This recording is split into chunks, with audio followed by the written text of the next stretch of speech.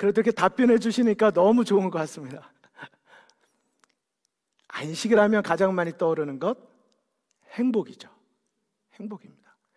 그래서 우리가 문자를 주고받든지 인사하든지 어떤 안식일 되세요라고 거의 다 인사하십니까? 복된 안식일 되세요, 뭐 거룩한 안식일 되세요 많이 인사하지만 제일 많이 쓰는 말은 해피 세븐, 행복한 안식일 되세요. 저희는 그 말을 가장 많이 씁니다. 안식일이 되면 특별히 왜 우리는 더 행복감을 느낄까요? 안식일이 되면 우리는 왜 행복하시기를 서로 축복할까요? 이렇게 여쭙고 싶습니다. 벌써 안식일이 되었습니다. 여러 성도님들의 마음에 진정한 행복이 가득하십니까?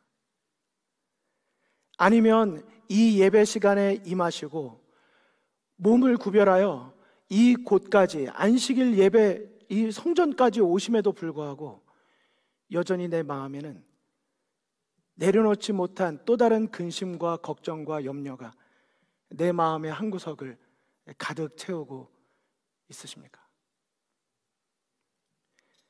하나님께서 사람을 창조하신 이유, 하나님께서 사람을 구원하신 이유, 하나님께서 인간에게 안식일을 주시고 율법을 주신 이유, 우리에게 짐승을 주시고 풀을 주시고 나무를 주시고 이 모든 것을 주신 이유는 무엇 때문일까요?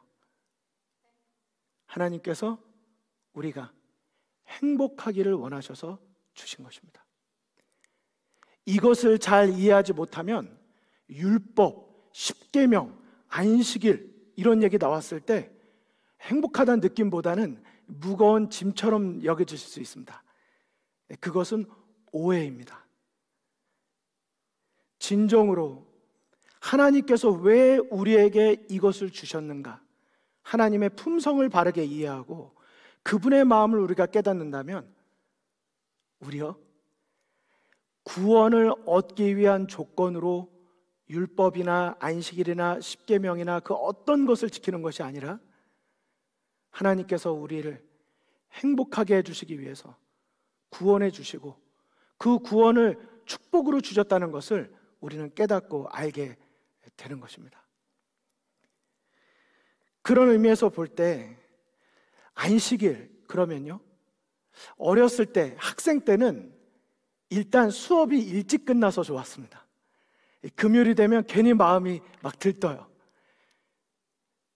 안식일날 학교 안 가서 좋았고요. 우리 성도님들 때도 대다수 토요일날 다 학교를 가지 않으셨습니까? 그런데 딱 안 갑니다. 안식일을 구별하는 것이죠. 그때 마음에 솔직히 하나님께 예배드리고 찬양하는 것 때문보다는 일단 공부 안 하고 숙제 안 하는 거, 그리고 교회 학교를 다녔을 때는 다른 학교는 다 오후 3시, 4시 막 이렇게 공부를 더 오래까지 하는데 교회 학교는 2시면 수업이 탁 끝나버립니다. 그러면 그 알 수 없는 설레임이 있습니다. 금요일이 되면 너무 기뻐요. 하지만 학생이 지나고 이제 일상생활을 하면서 전에는 그런 이유로 좋았던 안식일이 다른 이유 때문에 행복해지는 것입니다. 안식일을 기억하여 거룩히 지키라. 안식일에 지킬 것을 기억하는 게 아니고요, 안식일을 기억하니까 지켜지는 거예요. 누구를 기억하는 것입니까? 내 생명의 근원 되시는 주님을, 내가 내 힘으로 사는 줄 알았는데 나를 구원해 주신 그 구속의 십자가의 은혜를 기억하니까 이 모든 것을 나에게 제공해 주신 하나님이 그분께 예배드리고 찬양하고 내 마음의 모든 짐, 주님께 온전히 맡겨드리지 못했던 나의 잘못을 뉘우치고 주님께서 나를 위해 준비하신 그 모든 은혜를 기쁨으로 받으니까 이 안식일이 행복해지는 것입니다. 달라지는 거예요. 이유가 달라지는 것입니다. 그것을 성장이라고도 하고 성숙한다 하죠. 저는 오늘 이 시간 우리 모든 성도님들께서 각자 계신 곳에서 또 바로 이 자리에서 하나님을 기억하기 때문에 마음에 평안이 오는 그런 행복한 안식일이 되시기를 주님의 이름으로 축원을 드립니다. 모세 신앙은 이런 신앙이었습니다. 신명기 33장 29절입니다. 이스라엘이여 너는 행복자로다. 여호와의 구원을 너같이 얻은 백성이 누구뇨? 그는 너를 돕는 방패시요 너의 영광의 칼이시로다. 내 대적이 내게 복종하리니 내가 그들의 높은 곳을 밟으리로다 라고 말하였습니다. 여러분, 여기 신명기 33장 29절은 이 33장의 마지막 절입니다. 그런데 신명기 33장 마지막 절에 있는 내용을 보니까요, 이스라엘여 너는 행복자라고 이야기를 하는데요, 이 말씀 바로 앞에 있는 마지막 장, 그러니까 모세가 이 축복을 비는 이 순간에 모세가 어떤 상황에 있었는지 우리 여러분 기억하십니까? 신명기 33장 29절 바로 앞절은 당연히 32절이겠죠. 여러분 지금 한번 성경을 한번 펴보실까요? 신명기 32장 마지막 절은 몇 절일까요? 네, 찾으신 분 계십니까? 몇 절이죠? 52절입니다. 그런데 52절의 내용이 무슨 내용이죠? 제가 읽어드리겠습니다. 내가 이스라엘 자손에게 주는 땅을 내가 바라보기는 하려니와 그리로 들어가지는 못하리라 하셨습니다. 이 바로 다음 절 33장 1절부터의 내용이 무엇인지 여러분 보시면 모세가 축복하는 장면이 나옵니다. 여러분 지금 상황이 이해가 되십니까? 모세가 몇 살 때 출애굽 리더로 부르심을 받았죠? 80세 때였습니다. 광야에서 40년, 그리고 약속의 땅 갔을 때 몇 살이 된 거예요? 120세가 된 것입니다. 여러분 생각해 보십시오. 교회 건물을 열심히 몇 년 동안 40년 동안 교회 건물을 짓고 이제 교회 오픈식을 해서 딱 들어갈 날이 됐는데 그때 목회자에게 인사발령이 나면 어떨까요? 마음이 어떨까요? 인사발령이 아니고요, 그리고 어디 좋은 어디 거쳐 있었던 것이 아니지 않습니까? 광야에서 40년 동안 하나님의 부르심 때문에 자기의 모든 것을 바쳐서 그 고생을 해서 이제 여기까지 왔더니 느보산,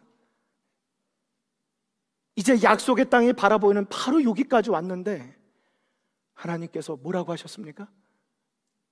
내가 바라보기는 하겠으나 그리로 들어가지는 못하겠다.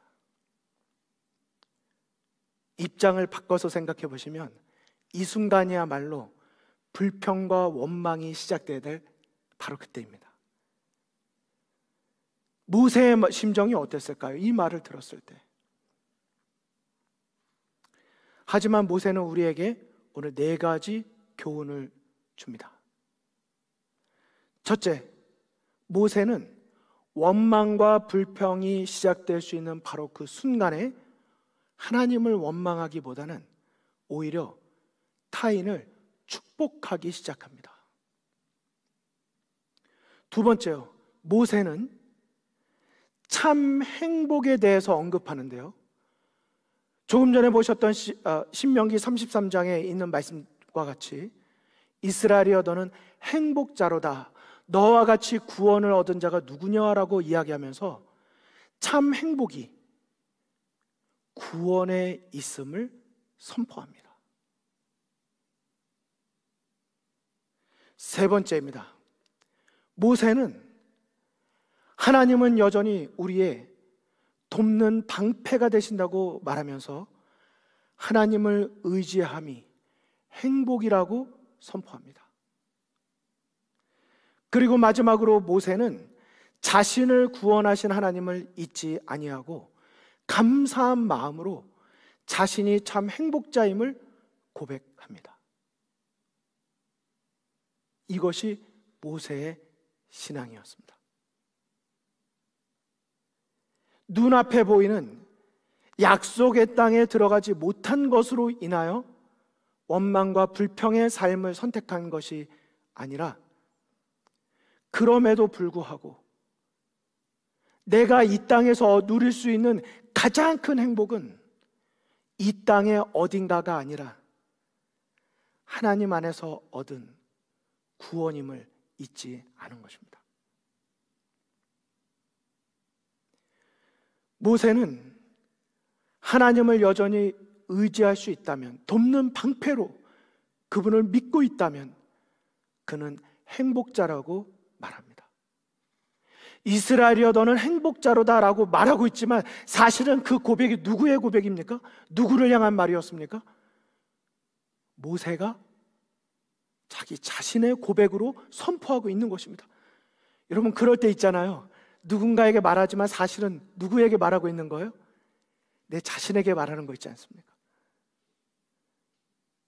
모세는 여전히 하나님을 의뢰하고 하나님께서 선택하시고 결정하신 바에 대하여 믿음으로, 감사함으로 받고 진정한 행복자의 삶을 선택한 것입니다. 먼저 우리 성도 여러분들께 이 시간 모세의 고백과 신앙이 바로 여러분의 것이 되기를 주님의 이름으로 축원을 드립니다. 나는 행복한 그리스도인일까 돌아보실 때마다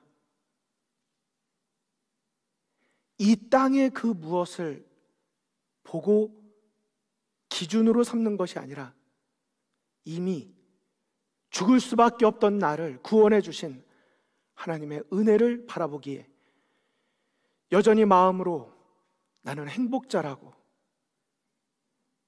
나는 여전히 하나님을 신뢰하고 여전히 하나님을 의뢰하기 때문에 나는 행복자라고 말할 수 있는 그런 그리스도인이 되시기를 간절히 바랍니다.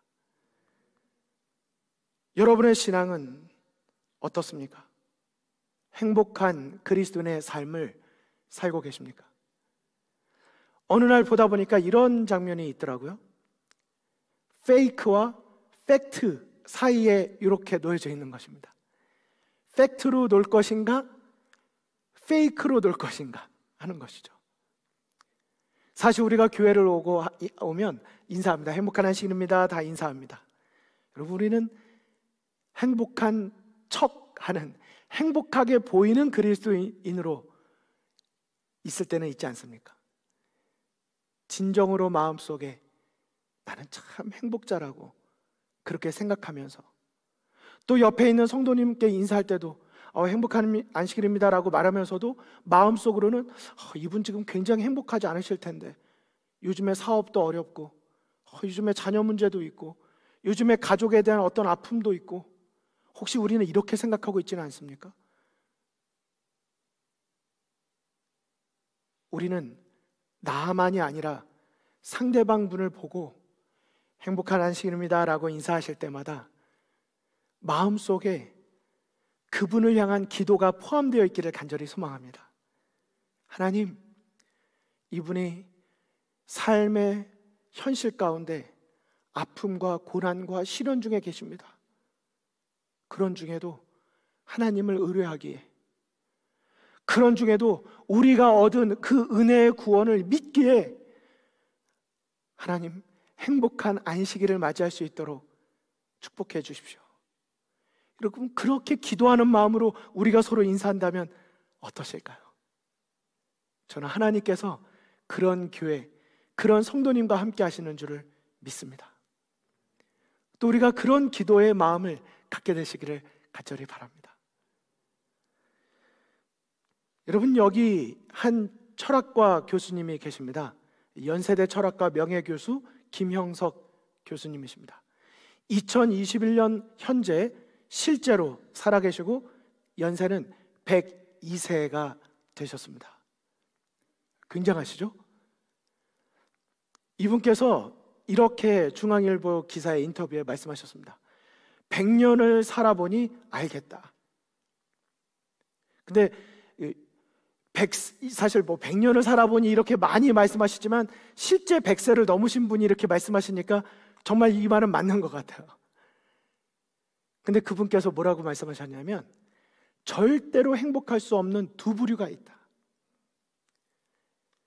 여러분, 실제로 100년을 넘게 사신 분께서 갖고 계시는 행복할 수 없는, 절대 행복할 수 없는 두 부류는 어떤 부류라고 말씀하셨을까요? 성도님들의 생각은 어떤 분이 행복할 수 없다고 생각하십니까? 이렇게 말씀하셨습니다. 첫째, 정신적 가치를 모르는 사람. 둘째, 이기주의자. 그리고 인터뷰 내용이 길게 되어 있습니다. 또 거기에 내용을 읽어보면 이런 이야기입니다. 정신적 가치를 모르는 사람은 이 세상을 살면서 물질적 가치를 바라보고 살게 되어 있다. 돈이든 명예든 소유욕이든 어떤 것이든. 그런데 눈에 보이는 물질적 가치를 추구하면서 사는 사람은 사람의 마음이 욕심이 있기 때문에 절대로 만족할 수가 없다. 소유로, 명예로 어떤 것도 어디 지점까지 이르면 이제 나는 만족하겠지 하고 행복하라고 생각할지 모르겠지만 절대 그렇지 않다. 100년을 살아봐라. 마음속에 있는 끊임없는 그 욕심이라는 것이 우리로 하여금 만족하지 못하게 만든다. 그래서 이 땅에 있는 물질적 가치가 아니라 정신적인 가치, 누군가를 도왔을 때 보람을 느낀다든지 그 어떤 것에서 가치성을 느낄 때 그 사람은 행복할 수 있다. 두 번째, 이기주의자다. 이기주의자는 누구 중심으로 살죠? 네? 자기 중심입니다. 누가 행복해야 된다고 생각하는 사람이에요? 내가 행복해야 된다고 사는 사람입니다. 언제든지 다른 사람과 연결되어 있지 아니하고 혼자서 스스로 행복하려고 하는 사람, 내가 더 행복하려고 하는 사람은 결코 행복할 수 없다. 저는 이분이 철학가 교수님이시지만 정말 인생을 살면서 정말 가장 중요한, 또 성경이 말씀하고 있는 정말 그 두 가지 매우 중요한 핵심을 깨달으셨다고 생각합니다. 여러분도 그러십니까? 우리는 지금까지 그리스도인으로 살아가면서 어떤 가치를 더 소중하게 여겼고, 또 나는 누군가의 행복을 위한 그리스도인의 십자가의 그 정신을 가지고 살고 있습니까? 아니면 여전히 나의 행복을 채우기 위해서 전전긍긍하는 그러한 삶을 살고 계십니까?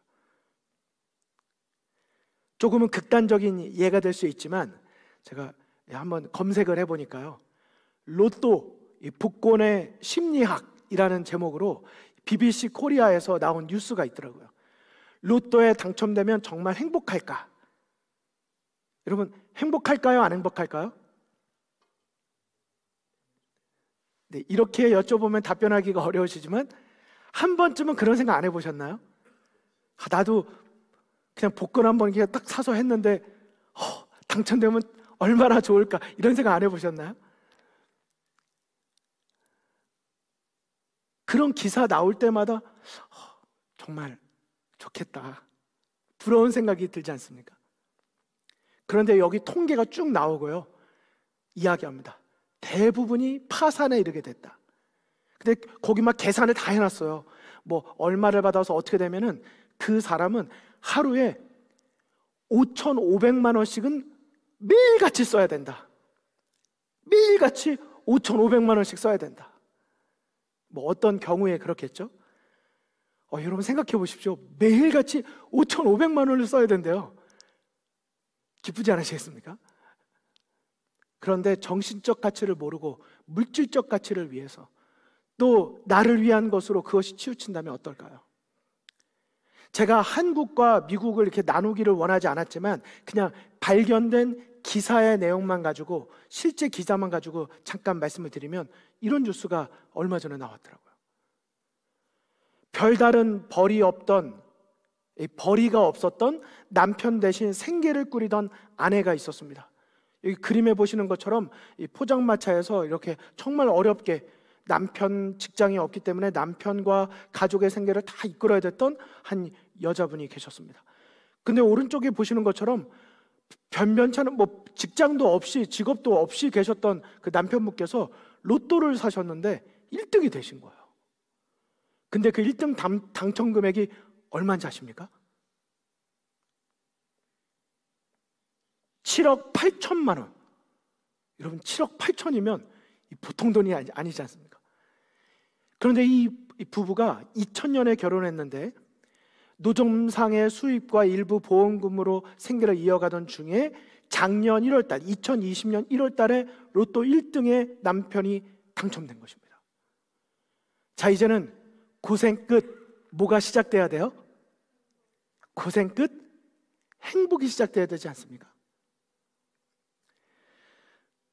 그런데 로또가 당첨된 이후에 남편이 변했습니다.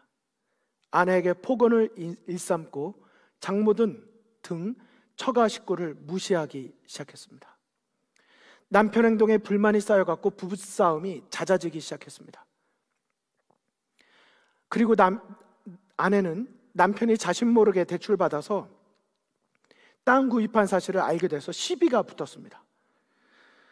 안타깝게도 그 다음 뉴스는 폭행이 있게 되고 결국 남편이 사망하게 된 것입니다. 자, 이 내용은 다 말씀드리지 않겠습니다. 결론은 정말 그거 아니었다면 고생스러워도 행복했을지 모르는 어떤 삶이, 고생스럽다고 꼭 행복한 건 아니겠지만요, 그러나 그 순간에 찾아온 그 물질적 무엇으로 인해서 오히려 더 불행한 결과를 낳게 된 것입니다. 그런데 제가 이 미국에서 있었던 로또 이 당첨금을 봤는데요, 여러분 여기 화면에 약간 잘렸는데 이게 5,287만 8,400불 맞죠? 아닌가요? 이거 어떻게 되는 거죠? 5억 2,878만 4천입니다. 한국 돈으로 6,100억. 이거 너무 억스러워서 지금 말이 나오질 않습니다. 여러분, 이 정도 금액이 어느 날 들어오면 어떠시겠습니까? 6,100억이요.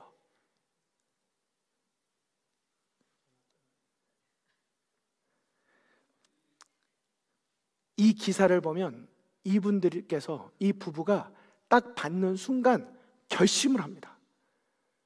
이 돈으로 인해서 우리의 삶은 변할 것이 하나도 없을 것이라고. 사람들이 아무도 안 믿었대요. 그런데 시간이 지난 다음에 이 사람들을 또 이렇게 따라다니고 또 이렇게 뉴스하는 분들이 계시지 않습니까?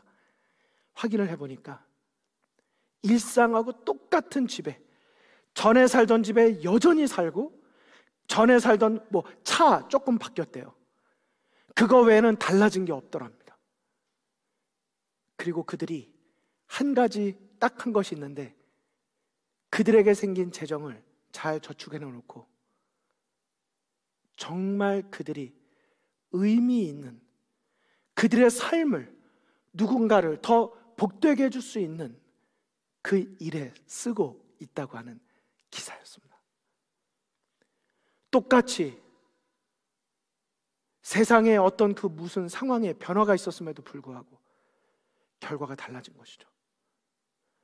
그 아까 교수님의 말씀대로라면 정신적 가치를 추구한 사람과 물질적 가치를 추구한 사람의 차이를 우리는 분명하게 보게 되는 것입니다. 이런 기사의 내용을 보다 보면 이런 말이 맞는 말 같아요. 행복은 가지는 것이 아니라 누리는 것이라고요. 행복은 가지는 것이 아니라 나누는 거라고요. 여기 나눈다는 것도 의미 있지만 누린다는 것도 의미가 있는 것 같습니다. 내가 현재 가지고 있는 것으로 감사할 줄 알고 그것을 어떻게 사용함으로 나는 살아갈 것인가. 특별히 그리스도인에게는 청지기 정신이 있지 않습니까? 이 모든 것이 하나님께서 나에게 맡겨주신 것임을, 이 생은 내세를 위한 준비 기간으로 내 마음의 품성을 이기적이고 자아중심적으로 변한 이 죄악된 본성을 어떻게든 그리스도의 사랑에 묶으시기 위해서 나에게 이런 것을 맡기시고 하늘에 적합한 품성으로 다듬으시고자 하시는 하나님의 뜻을 우리는 아는 그리스도인이 돼야 되지 않겠습니까? 그런 면에서 보면 모세는 참 행복한 신앙인이었음이 저는 분명하다고 생각합니다. 모세는 정말 행복한 신앙인이었습니다. 사실 제가 아까 신명기 33장과 신명기 32장의 두 본문의 말씀을 함께 보여드렸지만 신명기 3장에 원래 그 말씀은 처음 등장합니다. 모세가 이미 신명기 3장에 이야기했어요. 하나님께서 나로 하여금 너는 약속의 땅을 보기는 하겠으나 들어가지는 못하게 하겠다는 이야기를 신명기 3장에 먼저 언급했습니다. 그런데 3장 23절로 25절에 모세가 처음부터 그렇게 말씀을 들었을 때 의연하게 축복하고 나는 하나님의 구원을 때문에 난 감사하다 이렇게 말한 것이 아니었습니다. 여기 성경절을 보십시오. 그때에 내가 여호와께 뭐 하기를요? 간구하기를. 주 여호와여, 주께서 주의 크심과 주의 권능을 주의 종에게 나타내시기를 시작하셨사오니 천지간에 무슨 신이 능히 주의 행하신 일 곧 주의 큰 능력으로 행하신 일같이 행할 수 있으리이까? 구하옵나니 나로 뭐하게 하사요? 여러분, 모세가 이 말을 할 때 어떤 심정이었을까요? 지금 보세요. 처음부터 모세가 하나님 저로 건너가게 하사 이렇게 한 게 아니에요. 그 앞에 뭘 붙였습니까? 이 세상에 어떤 신이 여호와 하나님께서 하신 일처럼 하시리까? 여러분, 저희가 누군가에게 뭔가 부탁할 때 처음부터 이걸 부탁합니다 이렇게 안 하지 않습니까? 꼭 그것이 입에 발린 말이어서가 아니라 진심으로 그렇게 부탁드릴 만한 분이기 때문에 나는 그렇게 존중하고 존경하고 인정한다는 것을 우리가 보통 말하지 않습니까? 먼저 그동안 행하신 일을 제가 잘 들었습니다. 정말 훌륭한 일을 많이 하셨습니다. 정말 존경합니다. 그 다음에 마음속에 제가 그렇게 말하는 이유를 솔직하게 말하게 되는 것입니다. 모세가 똑같았어요. 우리와 성적이 똑같은 사람인 것입니다. 하나님께로부터 그렇게 말을 들었을 때 모세가 너무나도 약속의 땅에 들어가고 싶었어요. 하나님, 구하옵나니 나로 건너가게 하사 요단 저편에 있는 아름다운 땅, 아름다운 산과 레바논을 보게 하옵소서. 하나님, 저도 들어가고 싶습니다. 하지만 26절로 29절에 보시면 하나님께서 모세에게 다음과 같이 말씀하십니다. 여호와께서 너희의 연고로 내게 진노하사 내 말을 듣지 아니하시고 내게 이르시기를 그만해도 족하니 이 일로 다시 내게 말하지 말라. 너는 비스가산 꼭대기에 올라가서 눈을 들어 동서남북을 바라고 내 눈으로 그 땅을 보라. 내가 이 요단을 건너지 못할 것임이니라. 너는 여호수아에게 명하고 그를 담대케 하여 그를 강경케 하라. 그는 이 백성을 거느리고 건너가서 내가 볼 땅을 그들로 기업으로 얻게 하리라 하셨느니라. 그때 우리가 벳볼 맞은편 골짜기에 거하였었느니라. 여러분, 저는 이 말씀을 오늘 저녁 성도님들께서 되뇌어 생각하고 묵상해 보시기를 바랍니다. 하나님, 구하옵나니 나로 약속의 땅에, 저 아름다운 땅에 들어가게 하옵소서. 이렇게 구하였음에도 불구하고 하나님께서 무엇이라고 말씀하셨습니까? 그만해도 족하니 이 일로 다시 내게 말하지 말라. 내가 이 요단을 건너지 못할 것임이라. 너가 지금까지 수고를 많이 하였지만 결국 그 땅을 직접 밟고 그 일을 할 사람은 여호수아니라. 이 말을 듣고 모세의 마음이 어떠하였을까요? 모세는 믿음이 좋기 때문에 그냥 그렇게 말씀을 들었을 때 네, 알겠습니다. 다 하나님 뜻인걸요. 네, 그랬을까요? 왜 마음속에 자아와의 깊은 싸움이 없었을까요? 그러나 신명기 3장에서 나로 들어가게 하사 구하옵나니 바랍니다 라고 말했던 모세는 이제 33장으로 건너가서 32장을 말한 뒤에 그들에게 이야기하는 것입니다. 나는 하나님을 만났기에, 하나님으로부터 구원을 얻었기에 이보다 더 큰 행복자가 없다는 걸 모세는 깨달은 것입니다. 여러분, 아멘이시지 않습니까? 이 땅에서 조금 더 낙을 누리는 것보다 그리스도 안에서 고난 누리기를 믿음으로 더 구했던 모세의 삶이 여러분과 저의 신앙에 도전이 되지 않습니까? 워킹 더 바이블이라고 하는 모세 오경에 나타난 아라랏부터 시작해서 느보산에 이르기까지 모세 출애굽의 여정을 다 거쳐가지고 이 책을 쓴 사람이 있습니다. 우리 화면에 보시는 바로 이 책인데요, 이 책의 저자 브루스 페일러는 그의 책 마지막에 가서 다음과 같은 글을 남겼습니다. 저는 참 이 말이 너무 좋습니다. 모세는 땅을 얻지 못하지만 무엇을 얻었다고요? 약속을 얻는다. 땅만이 목적지가 아니다.